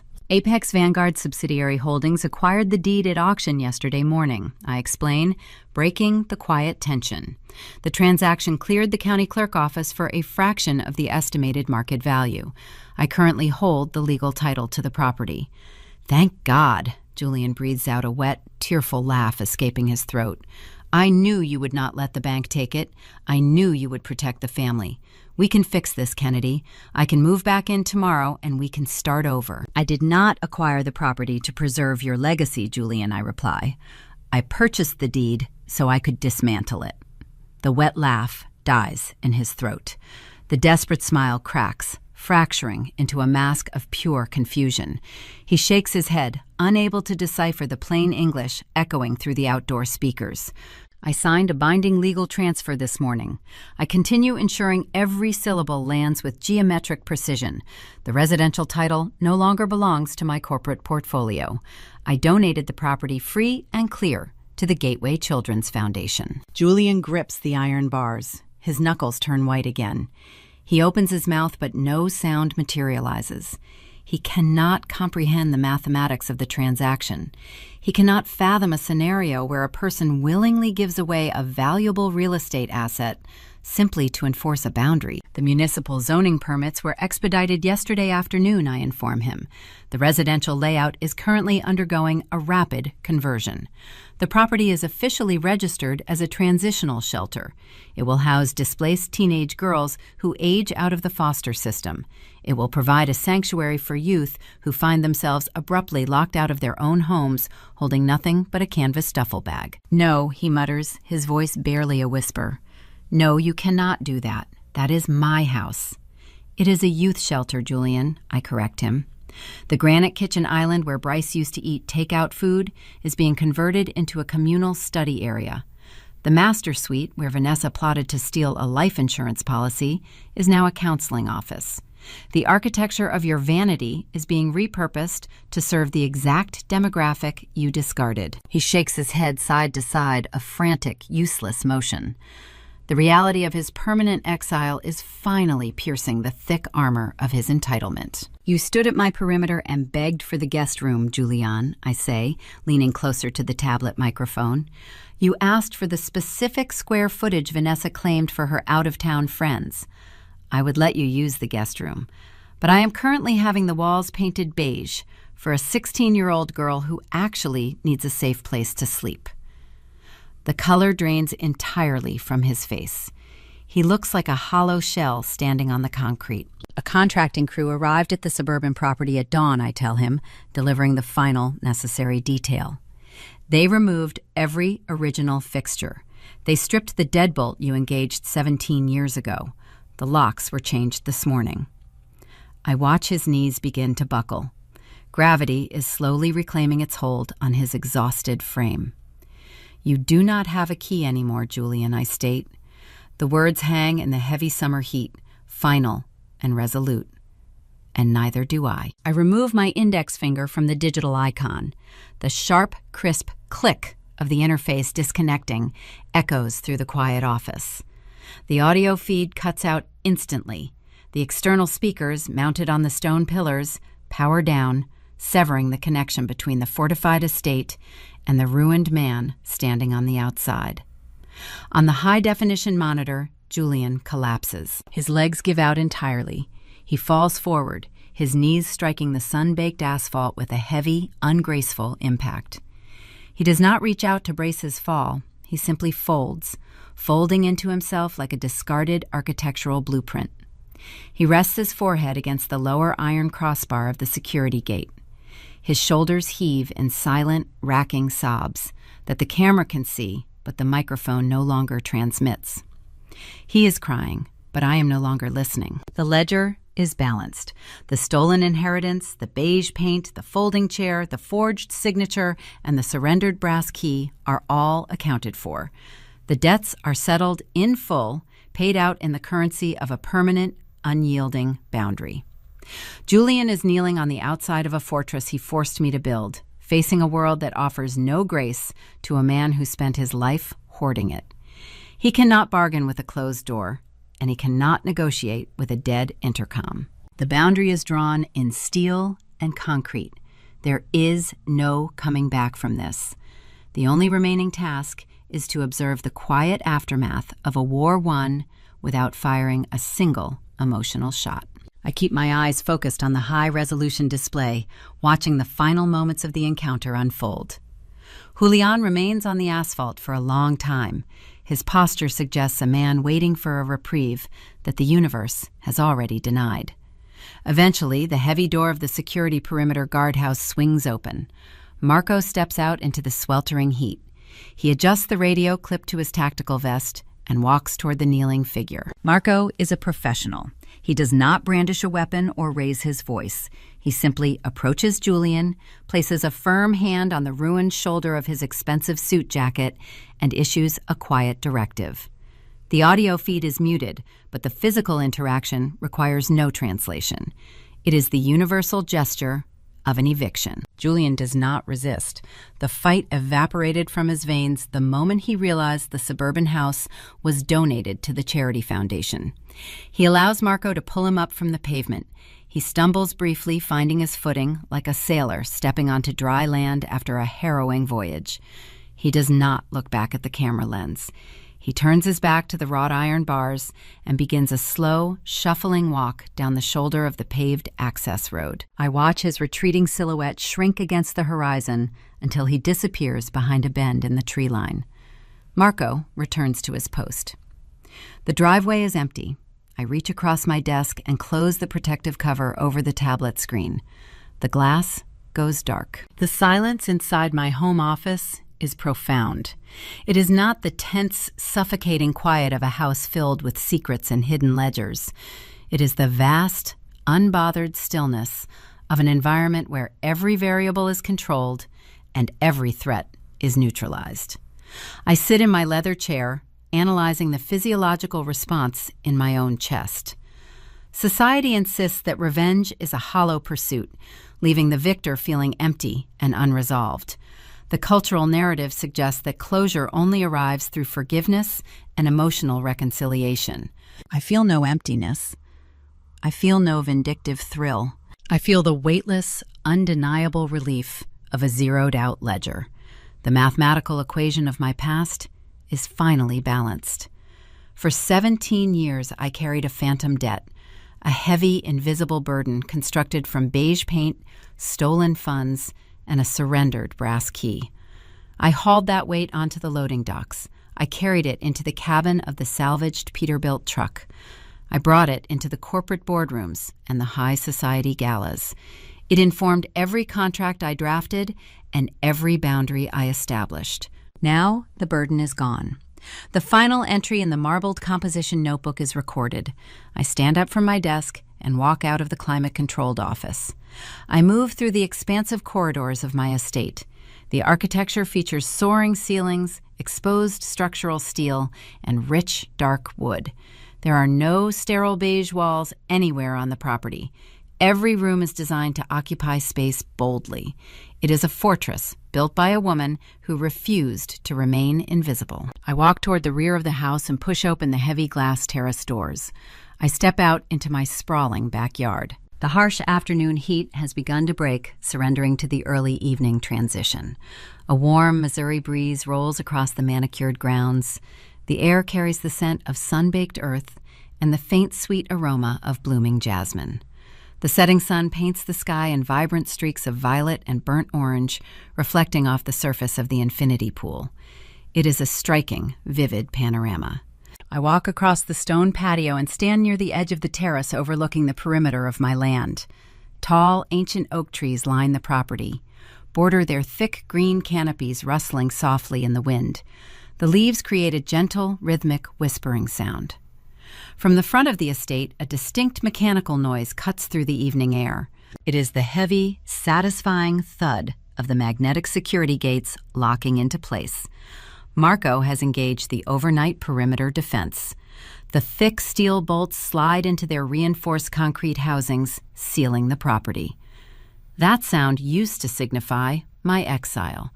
When Julian locked the deadbolt behind me, it meant I was cast out into the unknown. Today, the locking mechanism signifies my ultimate sanctuary.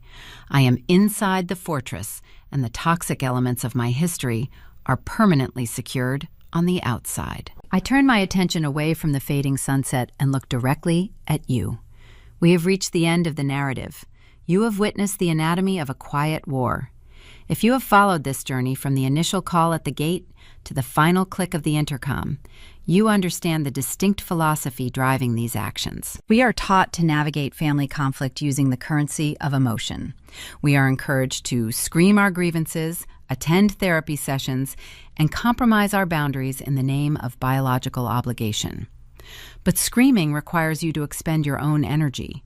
It forces you to participate in a chaotic theater where the antagonist thrives on your distress. I chose a different currency.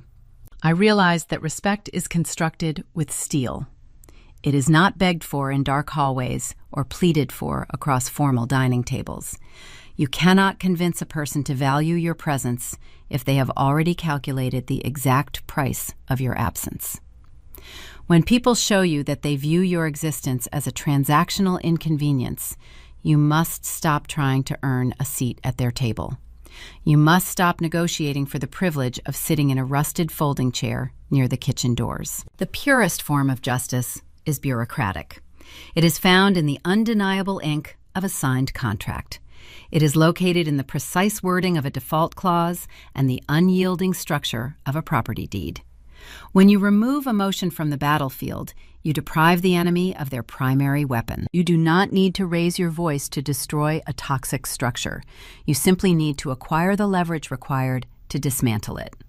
Julianne and Vanessa built their arrogance on a foundation of stolen money and forged signatures. They believed their pristine suburban illusion would shield them from accountability. They failed to realize that the truth always leaves a paper trail. I did not actively ruin them. I merely handed them enough rope and allowed them to tangle themselves in the knots. They buried themselves in their own fraudulent paperwork. I just signed the final foreclosure notice. Somewhere in St. Louis, a construction crew is transforming a house of vanity into a harbor of safety. A displaced teenager is unpacking her canvas duffel bag in a room that is no longer painted beige. She is learning that her eviction does not define her trajectory. She is discovering that a lost brass key is not the end of the story. It is merely the prerequisite for building a better door. If you have ever had to build your own table because they took away your chair, drop a comment. Subscribe for more stories of quiet victory. The heaviest object a child can carry is not a physical weight. It is not a canvas duffel bag packed in the middle of the night, nor is it the rusted frame of a metal folding chair.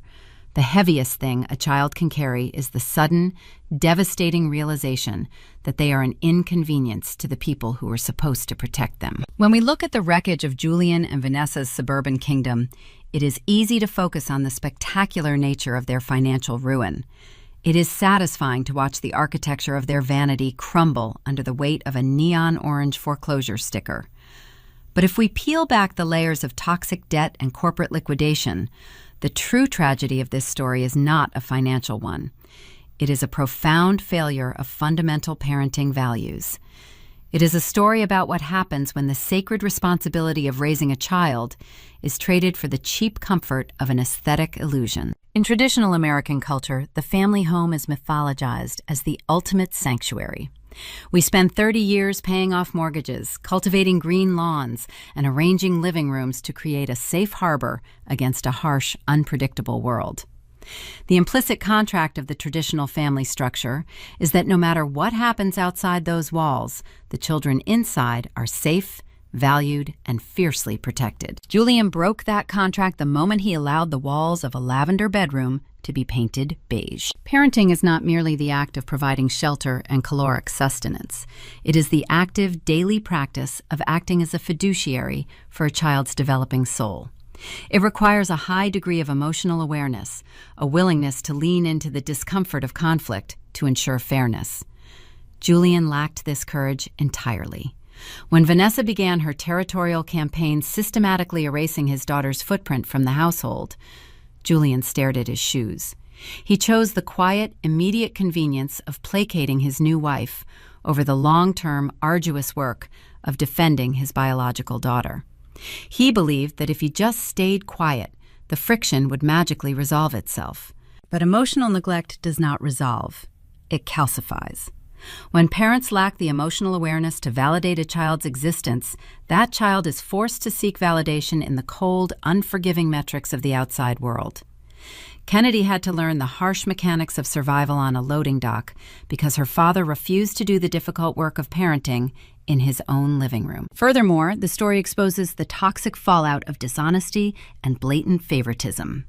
True fairness in parenting does not necessarily mean absolute equality in every material dimension, but it absolutely demands equity in effort, respect, and fundamental honesty.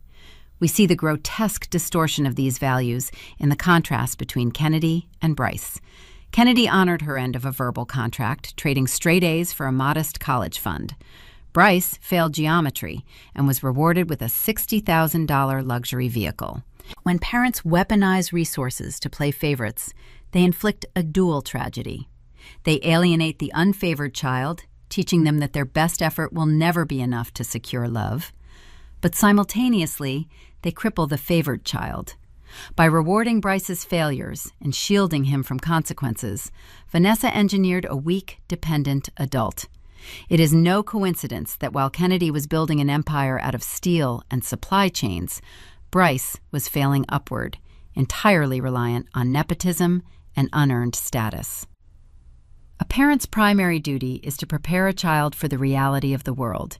Shielding a child from accountability is not an act of love. It is an act of sabotage. And then there is the ultimate betrayal, the forgery. Honesty is the bedrock of any family structure. Without it, the house is built on sand. When Vanessa forged Kennedy's signature to liquidate the maternal life insurance policy, and when Julian quietly facilitated the fraud, they crossed a line that separates poor parenting from outright malice. A parent is supposed to be the steward of a child's future, guarding their resources until they are mature enough to manage them. To steal a child's inheritance to fund a car and a backyard landscaping project is to cannibalize the next generation to feed the vanity of the present. It is a profound moral bankruptcy that prefigures their eventual financial bankruptcy. Children possess a terrifying clarity. They observe everything. They see the stolen funds, they hear the hushed conversations, and they remember the exact tone of voice used when they are asked to surrender their house keys. They keep their own mental ledgers. For a time, parents hold all the power. They control the shelter, the food, the finances, and the narrative.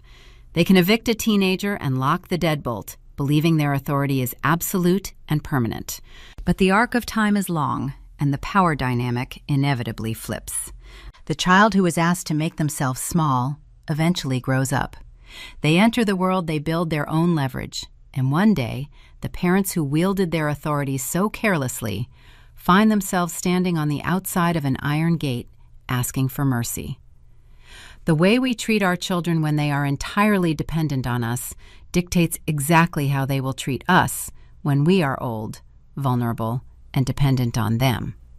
Julian demanded grace at the gates of a sprawling estate, completely forgetting that he offered zero grace in a formal living room 17 years prior. You cannot plant seeds of indifference and expect to harvest a crop of loyalty. We must ask ourselves what kind of ledgers our own children are keeping. Are we building homes constructed of honesty, emotional awareness, and unwavering support? Or are we building fragile facades, relying on the title of parent to demand a respect we have not actively earned? If you found fragments of your own history echoing in Kennedy's journey, you are not alone.